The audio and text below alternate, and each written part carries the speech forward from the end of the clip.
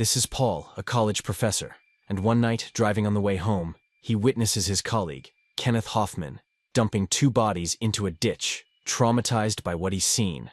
Paul reports the crime to the police, but Kenneth is not arrested due to lack of evidence. A year later, Paul is still struggling with lingering psychological scars. So, his wife gives him an old-fashioned typewriter, hoping that writing will be therapeutic. But soon, strange things start happening. Paul hears the typewriter clacking at night, even when no one is using it.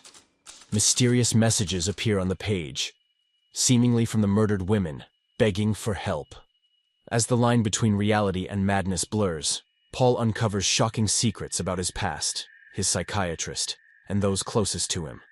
Is it all in his mind, or is something much more sinister at play? The noise downstairs will reveal the truth.